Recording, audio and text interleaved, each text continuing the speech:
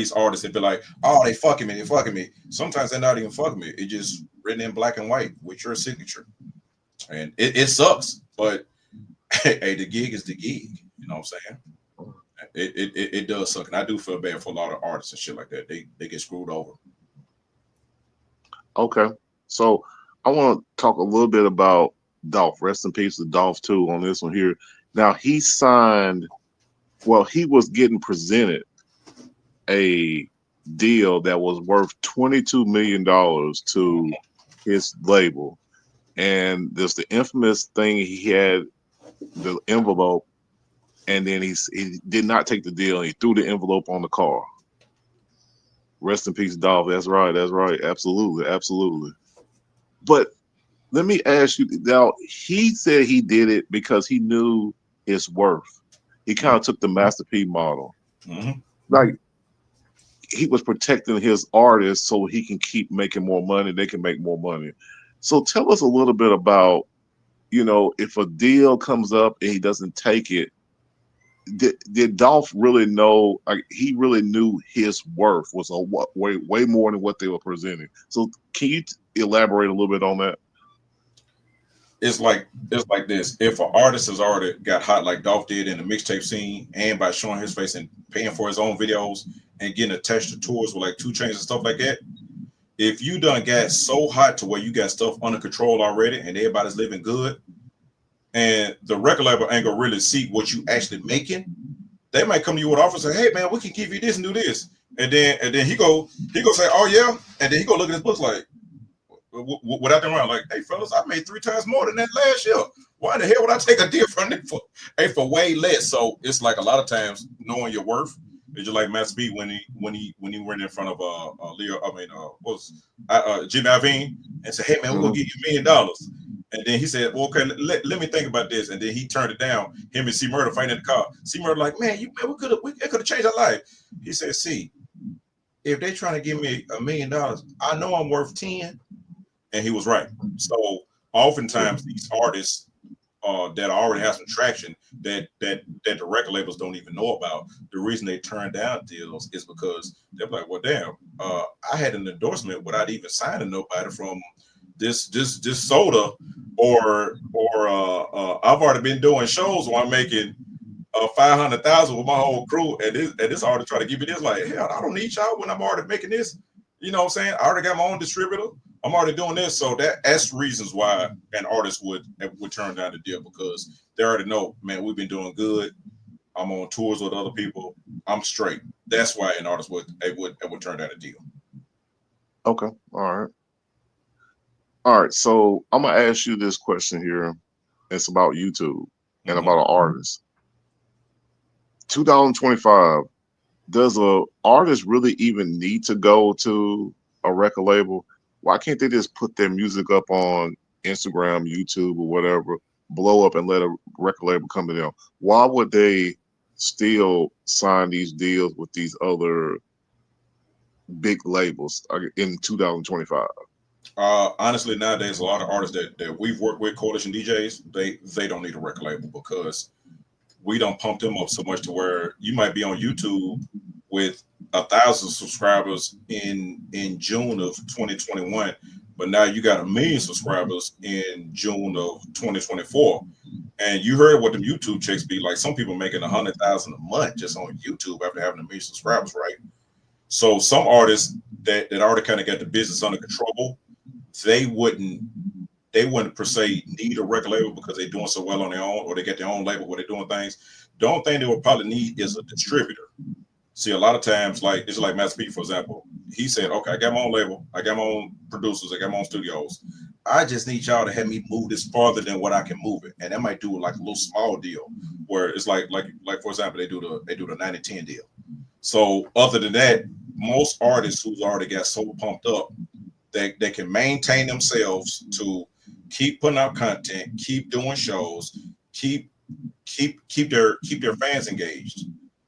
They really don't need a record label. They just need a solid distributor if they even need a distributor, because nowadays shit streaming, and hell I can take my phone and not even this damn this $5,000 computer and stuff like that and say upload music, you know what I'm saying, like I could get my I could take my thumb drive and plug it into my phone and say, man, let me put this on YouTube next week for the ass, or Tidal or Spotify or Sound, well, all the different streaming apps. You can make money like that. You know what I'm saying? Just build up. And if you're a kid that's used to making $15 an hour, and now your ass making $500,000 a year, that's why would I need a label? That's why a lot of guys feel like they don't need a label because they're doing so well. It's too easy. All right. We're down to the final two questions of the night. I'm definitely going to come back to you with another interview. You dropped some really gems tonight, but I want you to go deep in your brain on this one here. Mhm. Back in the day, when we had music videos that came out, and we were ecstatic to be like, "Oh man, we get to see a music video, man!" So give us something where the young kids or whatever can go back and kind of get the essence of the original, how the music videos came out in the South or wherever. Give me three of your favorite music videos of all time. uh, One of my favorite music videos of all time is actually a rock song. It's Journey, When the Lights Go Down in the City, because a lot I of people remember don't that. know that a lot of videos they shoot is the fact that it was just a band playing. You know what I'm saying? You could it was just them rapping. I mean, not rapping, but singing on stage, and they're just a band playing. Now that was good because you get to see what the artist looked like, and that was back in what, the late '70s. Uh, that was in the late '70s, but it gave you a chance to see what they look like because they realized, hey man, if a lot of times they put out an album, you only see their faces on the album. But if you hear the song, you say, oh, I see what it looks like now. Oh, he's so handsome. Oh, she fine. Oh, you know what I'm saying? You get to see what they really look like. So when you see him in live, you say, oh, I was watching him on TV earlier.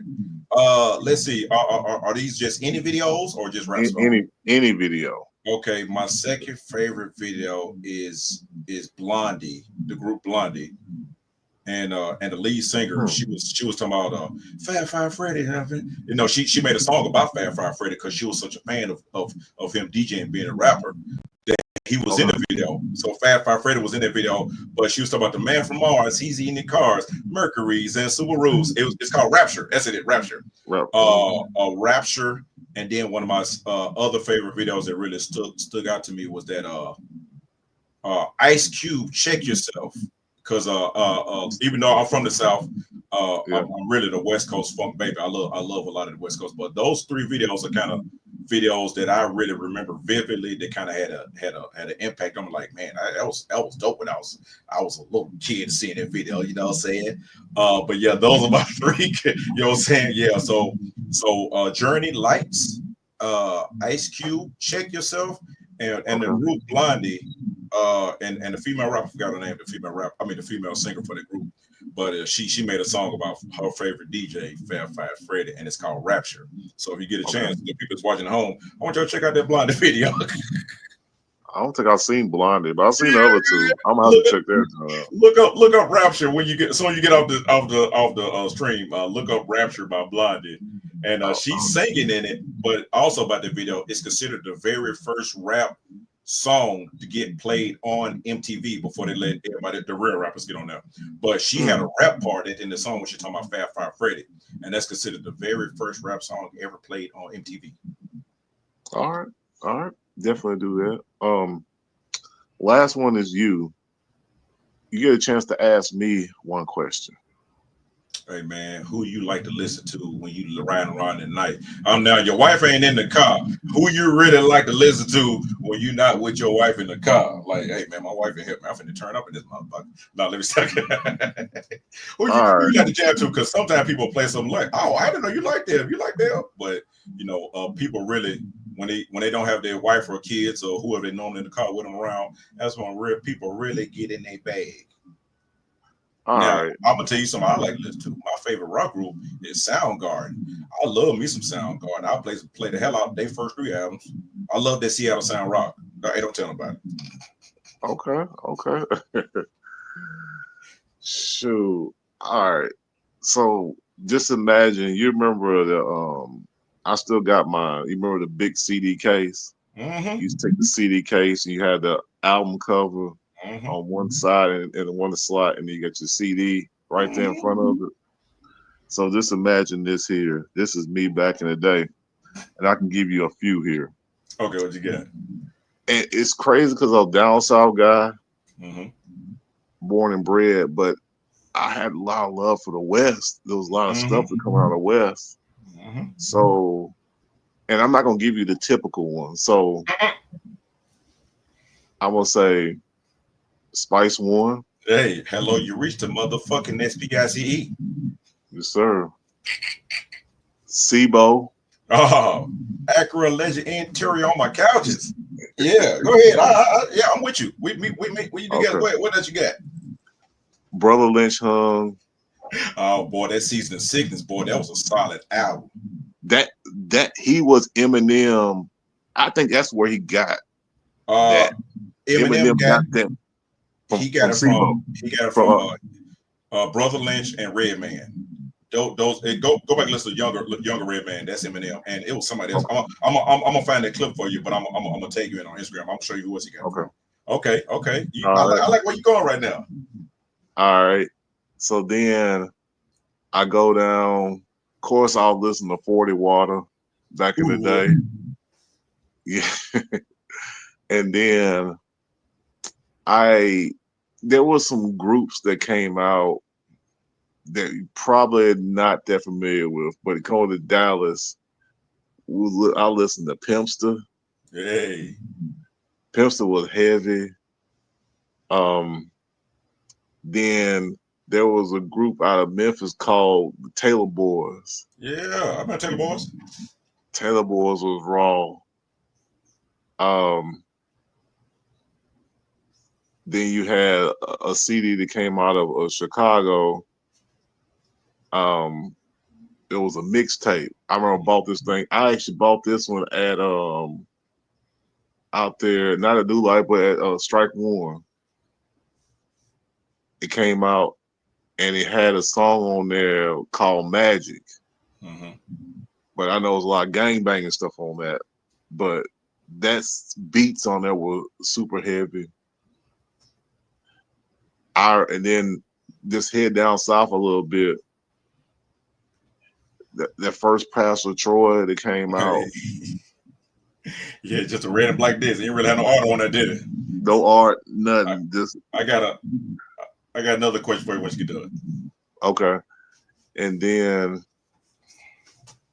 we were bumping of course on Master P label there was a group called what was the group called? Are you talking about Ghetto Commission No, no, no, or the no. Gambino family or the House of Gertown? No, not even that. Not even that. It was two CDs we listened to a lot. It was one called Prime Suspects. Yay! Oh my God, I got that record in here. I got that motherfucker here somewhere. I'm gonna find it. I actually got that record in vinyl. Prime Suspects. Prime Suspects. Yeah, And pack the then there lace was with Maxi Choppers. It's going down. yeah, Stand tall against the. yes sir. Yes sir. And God. then there was a group called UNLV. Oh yeah. Remember Rich I think I tagged that. I was at Six of Barone, and I had a chance to meet Lil Ya recently, Okay. and we got cool, and he found out how big of a fan I was. That's my second favorite group of all time, UNLV. Oh man. God. I mean I mean that then there's one more. I'm trying to think of it now. Okay. It was out of Atlanta. They was from Decatur. Mhm.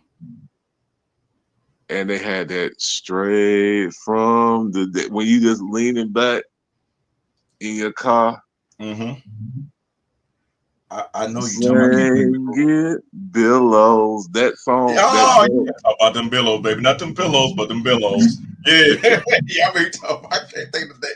I can't think That of that group, but I that, remember exactly what you're that talking about. was Ghetto Mafia. I'm Ghetto gonna say Mob. Ghetto Sure. Mafia. And then the last one I'm gonna give you, I'm gonna go to Chicago. That first Do or Die. Yay. See, at that time when that do or die hit, people weren't hearing people rap like pimps but fast.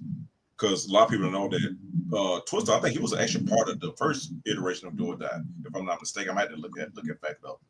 I don't know. I remember him. I remember that video that Hmm. they came out with.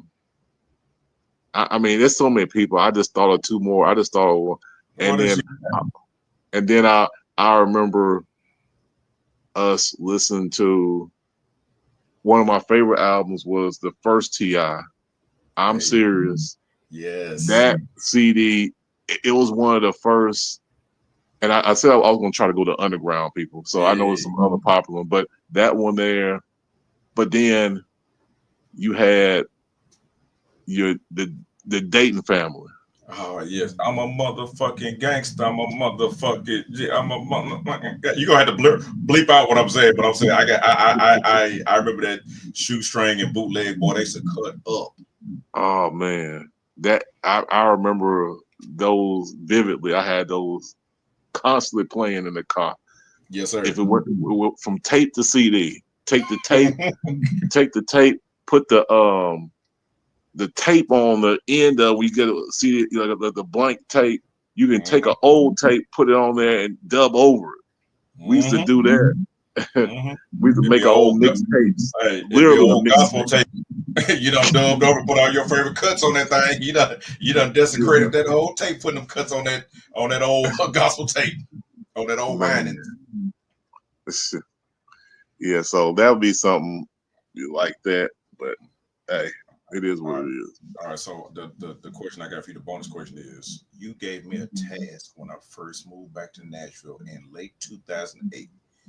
You said, "I bet you can't find East Point's greatest hits, cause some girl paid a whole lot of money for that tape when you was in Atlanta, and it was the last one."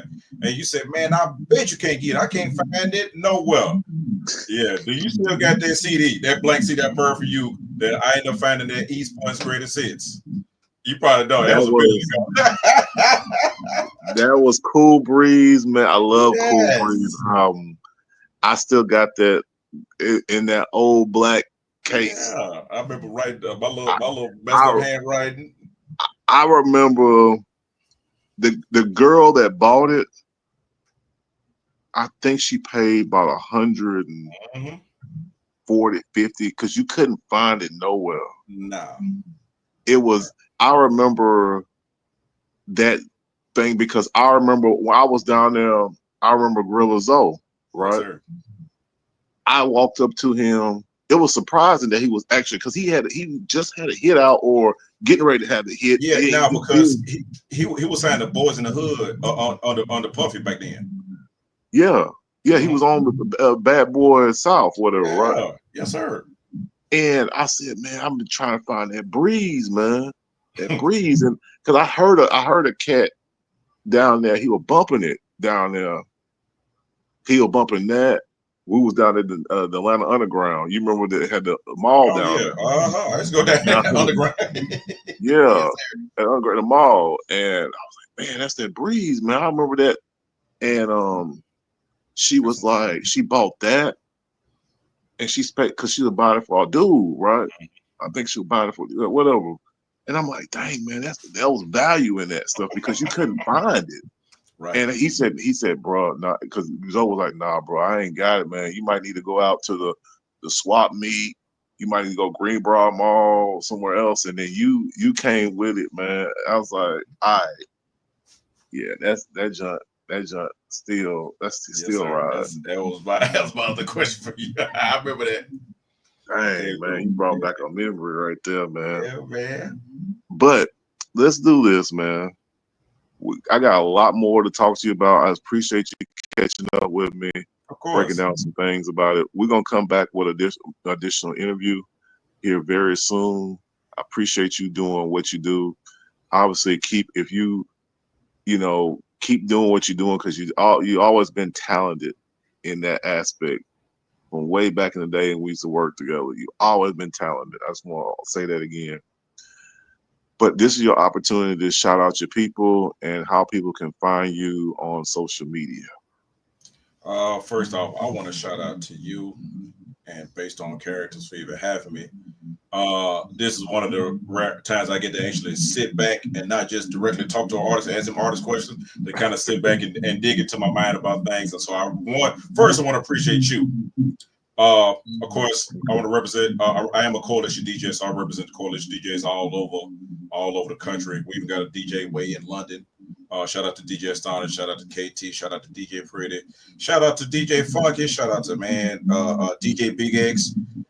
Really the whole coalition family, man. I appreciate everybody. Um, you can follow me on Instagram at Chronicles of Liquid. It's just Chronicles of LIQRD. I am the OG Liquid, also known as DJ Liquid. Man, y'all just man, I appreciate everybody, man, and thank you for having me tonight, man. All right, all right. And here's my shout out. Shout out to all the DJs from back in the day in Nashville, the ones who used to bust down the Mix Factory, Mhm. used to tear it up at Boost Reverb Oh yeah. after midnight, Graham Central, even the default ones back then, Mhm. Tropicana back in the day, Prism nightclub, all the spots that back in the day. Oh, even back to Malibu, well before my time. All those Yeah. things, All the you know what I'm Palladium, saying? Aquatic Cities, and all that. Oh, don't get me in the Palladium. Don't get me in the McQuitty City, man. We can make a whole we can do a whole podcast on clubs in Nashville. Yeah. The That's back when most the Devo's underrated. on. We'll say this. Nashville's been underrated for a long time. Yes, sir. See, And for people don't understand what was going on in Nashville with the music because it was always country music. But I remember my homeboy who was in school in Alabama, shout out to A&M, mhm. he said, man, I went out and my homeboy wanted Tennessee State. And he said, man, he took me to a place called Knockout Wings Mhm. on Jefferson Street. Yes, sir. Got that food. He said, then he took me to a club downtown. I can't remember the club right now. He said it was lit. Then he took me after that. We went out to the to the shake joint Yes, sir. out there. Um um I can't think of the name of it right now. It's out there on North National. Mhm. He said, man, I ain't had a night like that in a long time. And people used to say, man, Nashville ain't got nothing like this country music. I'm like, you ain't came. I told my homeboy from Houston, come up to Nashville with me on a weekend. Mhm. He can't. He said he came up. We stayed out at my homeboy's spot in Goodlettsville. We went out Friday. Went out Friday night. We got up here Saturday night and went back to Huntsville on Sunday. He said, "You were right." I said, "We got three HBCUs here. There's stuff going Mhm. on. It ain't just what you think, guitars and all that. You didn't." I told him, I said, "You didn't see wh- where we were going, where we were going back in them days. You didn't see none of that stuff. Right. Even though it was there, you can go probably access it. And downtown's way different than it was back in 2000 and all that stuff. Oh, by But far. it don't even look, it don't even feel the same. And In reality, it's not even the same city in some ways. You know what I mean? no, I remember Street Nick when they had that supposed to take over after they shut down Freaknik, Mhm. and it did for like 1 or 2 years, and they shut that down. And there was always shout out to all the promoters and stuff like that back in the day, because they created an atmosphere where it probably wasn't an atmosphere if they nobody stepped up, because we would have been stuck in the same mode if Yes, sir. nobody stepped up. But people like you that get up there and just definitely and DJ and spin your records, and like y'all used to spin records, you know what I'm saying, and do the things. even outside of Nashville, you got Murfreesboro, you had Bongo Johnny's, you had Salise up in Clarksville. You had a lot of stuff. I just want to shout out to you all. Let me stop because we Yes, can go sir. all night. And I appreciate you. All right. Well, again, this is based on characters, and I am definitely had a gym and an entertaining night tonight. Being able to catch up with my partner here, the one that definitely knows about the music business. Shout out to the Coalition DJ. Shout out to all his friends and family. And just want to say thank you for joining me.